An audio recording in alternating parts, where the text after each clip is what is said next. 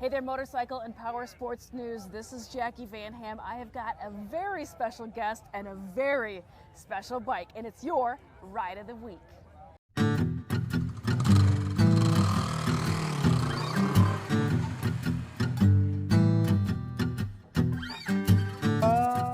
Randy Hayward, friend of the show. Come on now. Friend of mine. Well, you definitely my Icon, legend, infamous character out here in motorcycling, particularly with your love now, you know of inline fours, but not just any old inline four.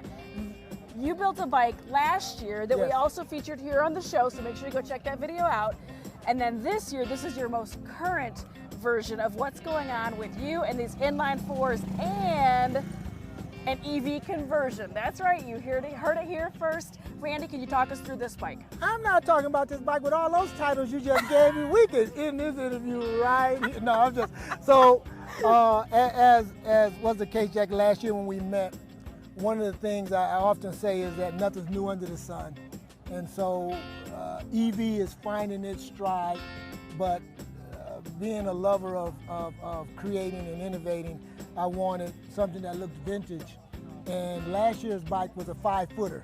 Once you got within 5 feet, and this year I wanted to do a 2-footer. They have to be within 2 feet. And so this is a 1929 KJ Henderson streamline made from 29 to 31 by the Excelsior Swin Company.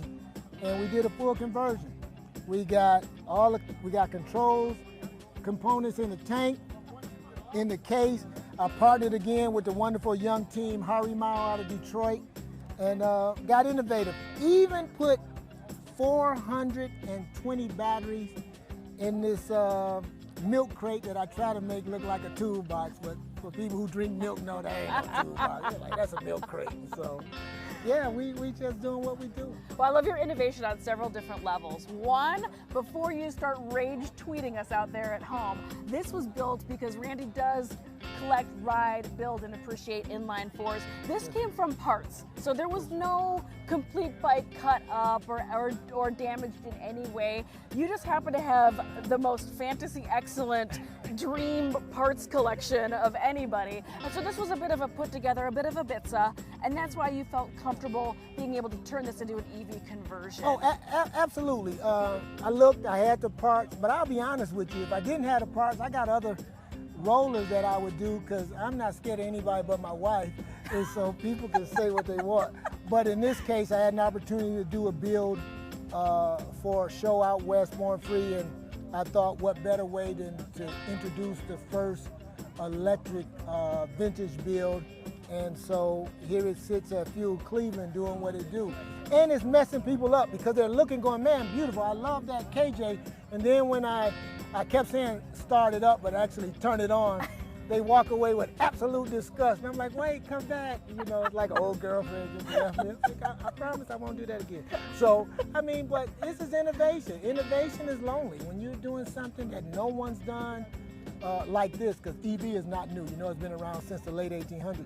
But to do something like this is sacrilegious and people, but when they ride it, this one is a little too fast. You know, you rode to Indian last year and you can handle this one, but I need to put a front brake because this thing is lightning fast. I bet this hauls the mail. You're right. You did give me the chance to ride your previous Indian inline four, also known as the EE Indian. That's right. And I did ride it, and it was absolutely a blast. I had such a wonderful time. Thank you for that. I would definitely ride this for sure. Yeah, you but can for the handle camera for today, for Ride of the Week, I'm just going to ask you to start it. So make sure let's bring those cameras in nice and close so you can hear the roar of this EV engine. You know, I'm from Detroit, so we sneak up on you silently. So this is, I said it, she didn't say it. So if you want to talk about Detroit, come see me. They call me Detroit. So yes, so we go through a sequence in order that one is not easy for someone to just get on there and take off. And then what most people don't know, these were a lot of police bikes, so they had reverse. So this one does have reverse. I will do that first. And yes, that is going, but the problem is because it's an EV, we have to program it not to go as fast backwards as it does forward. It does 100 miles an hour in reverse. So we're gonna change that. But here is what it would look like. And for those people who aren't familiar with EVs, EVs don't really have a lot of parasitic loss. They have friction loss once the wheel meets the ground. So on the bench, this will probably do about 130 to 140. On the ground, it'll do 100 to about 110. So check this speed out.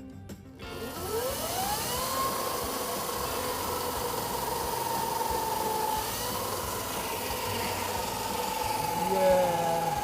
Man. They can hate all they want. Oh man, they can hate all they want. I love it.